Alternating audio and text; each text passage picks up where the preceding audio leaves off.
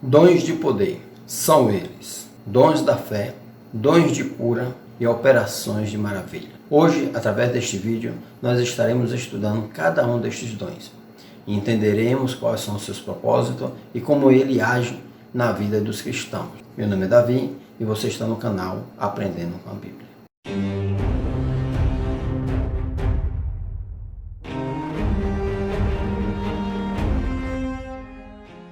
Olá meu amigo, olá minha amiga, seja muito bem-vindo ao canal Aprendendo com a Bíblia. Eu quero te convidar, caso você ainda não seja um inscrito neste canal, que você se inscreva, ative o sininho de notificações, deixe os seus comentários se assim desejar e se gostar do vídeo, deixe o seu gostei. Será muito importante para mim e estará me encorajando a continuar gravando vídeos como este. Toda semana eu posto através deste canal estudos da Palavra de Deus. E hoje nós estaremos dando continuidade aos estudos da Escola Bíblica Dominical. É a lição de número 4, onde vamos estar falando sobre a segunda classe de dons espirituais, que são os dons da fé, dons de cura e operações de maravilhas. Nós estamos estudando a Palavra de Deus nesse segundo trimestre com um tema geral: dons espirituais e ministeriais, servindo a Deus e aos homens com poder extraordinário. E sem mais delongas, eu quero trazer para você o estudo do primeiro dom, que é o dom da fé. Ora, quando nós falamos de fé, o que nós podemos dizer acerca dela? A fé é algo que a Bíblia descreve, ela dá um conceito. E isso nós vamos encontrar lá em Hebreus, capítulo 11. O escritor aos Hebreus, ele vai fazer uma descrição de todos os pais da fé. E diz assim: ora, a fé é o firme fundamento das coisas que se esperam e a prova das coisas que não se veem. Neste ponto, nós podemos afirmar que a fé é aquilo que você acredita, que você tem certeza que existe, mas você ainda não apalpou, você ainda não viu. É como a fé salvífica, aquela que você ouve a palavra de Deus e você dá crédito. Você acredita que se você viver conforme o Evangelho de Cristo, um dia Jesus virá vir buscar e te levará para morar juntamente com Ele. E você terá a vida eterna. Você acredita que a palavra de Deus ela é correta e deve ser seguida. Então isto é fé. Uma fé que podemos dizer, para melhores entender acerca do contexto fé, é aquela questão: um pai de família, uma mãe de família sai da sua casa, vai até uma empresa, presta ali os seus serviços e no final do mês ele acredita que receberá os seus honorários, o seu salário para sustentar a sua família. Nós acreditamos tanto nisso que nós fazemos dívidas confiando no pagamento deste salário, sendo que nós não temos nenhum tipo de garantia que de fato iremos receber. Mas nós temos a convicção que receberemos. Um exemplo bíblico é a história de Abraão. E nós vamos encontrar isso no livro de Hebreus 11, versículo 8. Veja o que ele diz: pela fé, Abraão, sendo chamado, obedeceu, indo para um lugar que havia de receber por herança, e saiu sem saber para onde ia. Ou seja, Abraão ouviu a voz de Deus dizendo: vai para um lugar que eu vou te mostrar. Abraão não sabia se ia para a esquerda ou para a direita. Mesmo assim, ele saiu da sua casa, do meio da sua parentela, e foi para um lugar que ele não sabia. Mas a fé como um dom já é diferente. É você acreditar, você ter a certeza que o impossível poderá acontecer. É algo que está longe da realidade humana. É algo impossível para o ser humano. E nós vamos perceber isso em vários momentos. É como se você pudesse dizer assim, que o monte saísse de um lugar e fosse para o outro. Aliás, Jesus falou isso. Acompanhe comigo. E Jesus lhe disse: por causa da vossa incredulidade, porque em verdade vos digo, que se tiverdes fé como um grão de mostarda, direis a este monte: passa daqui para acolá, e há de passar, e nada vos será impossível. Ou seja, Jesus está dizendo que através da fé, as coisas impossíveis, elas se tornam possíveis. E isso só é possível através do dom dado pelo próprio Espírito Santo de Deus.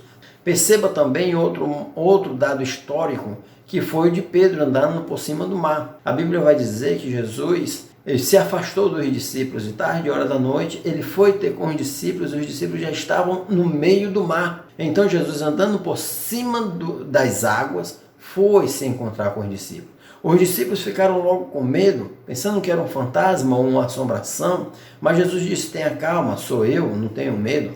Jesus, audacioso como sempre, disse: se é tu, Jesus, então deixa eu ir contigo sobre as águas. Veja só o que aconteceu. Mateus capítulo 14, versículo 28. E respondeu-lhe Pedro e disse: Senhor, se és tu, manda-me ir ter contigo por cima das águas. E ele disse: Vem. E Pedro, descendo do barco, andou sobre as águas para ir ter com Jesus. Mas sentindo o vento forte, teve medo, e começando a ir para o fundo, clamou dizendo: Senhor, salva-me. E logo Jesus estendeu a mão, segurou-o e disse-lhe: Homem de pequena fé, por que duvidaste? Perceba que a fé é de fato o firme fundamento, é a certeza de que aquilo que você está fazendo irá se concretizar. A partir do momento em que Pedro ele acreditava que poderia estar andando sobre as águas do mar juntamente com Jesus, então ele conseguia, mas a partir do momento que ele começou a duvidar, ele passou a afundar, precisando da ajuda do mestre para se reerguer. E nós precisamos realmente da ajuda de Deus, da ajuda da pessoa do Senhor Jesus Cristo, do Espírito Santo, para fortalecer a nossa fé e de fato darmos o crédito necessário para que o dom do Espírito Santo esteja completamente em nossas vidas. Então, a fé como um dom é você ter a certeza de que algo impossível para os homens possa acontecer. O próprio Jesus ele ensina dizendo que quando nós formos pedir alguma coisa a Deus, que nós vamos pedir sem duvidar, então o receberíamos. Dons de curar. A primeira coisa acerca dos dons de curar que nós precisamos ressaltar aqui é que o dom de curar ele não está limitado à vontade do ser humano. Este dom está diretamente relacionado ao querer da operação divina de Deus através do Espírito Santo, através da igreja. Nós não podemos sair por aí porque tem um dom de curar ou porque orou por alguém uma vez, este alguém ficou curado e sair curando agora todo mundo. Até mesmo porque algum crítico poderia dizer: ora, se você tem um dom de curar, por que você não vai então no hospital e cura todos os enfermos que estão ali? E as pessoas iriam te procurar onde quer que você esteja. Assim aconteceu com os apóstolos logo no início. Mas as coisas não é deste jeito. Porque todos os dons em que Deus dá para o homem, para a sua igreja, tem um propósito específico. Veja o que Paulo fala. Mas a manifestação do Espírito é dada a cada um para o que for útil. Ou seja, se é útil para o Evangelho de Cristo, se é útil para o crescimento do Evangelho e para que Deus seja louvado, para que Deus seja glorificado, então aquela pessoa será curada. Ressaltando mais uma vez que a primeira cura em que nós precisamos e que Deus age na vida do ser humano é a cura interior. Jesus já havia dito: a paz vos dou, não a dou como o mundo a dá. Jesus está dizendo que a paz que ele tem para cada um de nós é, de fato, uma cura interior. Uma cura que nós precisamos da alma e do espírito. Nós precisamos do refrigério de Deus. Quando a Bíblia fala sobre dons, colocando no plural, significa que é vários tipos de cura em que o homem irá receber. E o principal destas curas não está na cura da matéria, da carne, do corpo, mas está na cura espiritual. Podemos dizer também que é uma extensão da continuidade do ministério de Jesus. A Bíblia vai dizer que Jesus fez muitos milagres quando esteve peregrinando sobre a terra. O próprio João ele vai declarar dizendo que se fosse registrar todas as milagres e todas as curas que Jesus fez, todos os livros do mundo não caberia e não comportaria. Porém, o próprio Jesus ele declara dizendo que obras maiores nós faríamos em seu nome. Então, há muita coisa que podemos fazer no nome de Jesus através do Espírito Santo.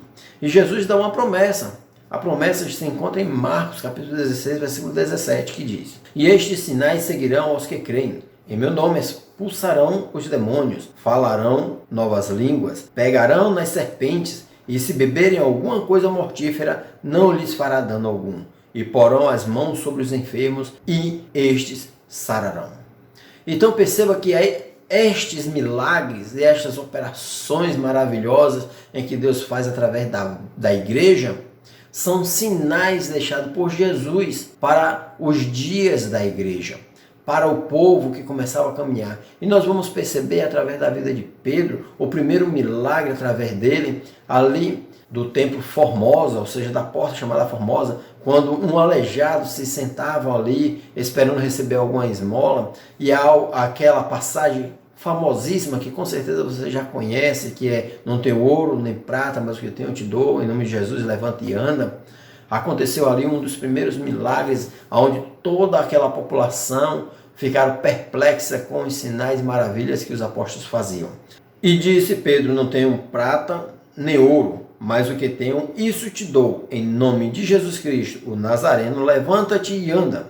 E tomando-o pela mão direita, o levantou, e logo os seus pés e artelhos se firmaram. E saltando ele, pôs-se em pé e andou, e entrou com eles no templo, andando e saltando e louvando a Deus. Então, semelhantemente, as obras que Jesus tinha feito anteriormente agora estavam se concretizando na vida dos apóstolos. Nós somos chamados a sermos imitadores de Cristo.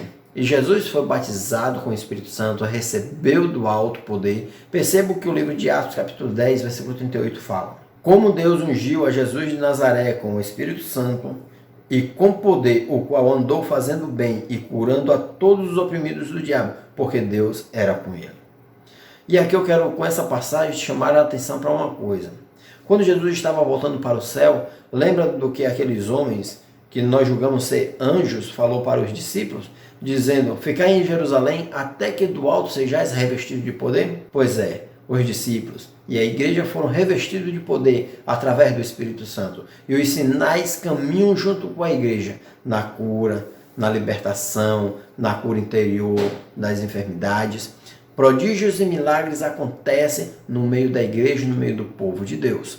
Assim foi no início e assim precisa continuar sendo nos dias atuais. Operação de maravilhas. Como nós podemos então entender o que é operações de maravilhas? Nós vamos encontrar lá no livro de Atos, capítulo 2, versículos 43, o seguinte: e em toda a alma havia temor, e muitas maravilhas e sinais se faziam pelos apóstolos.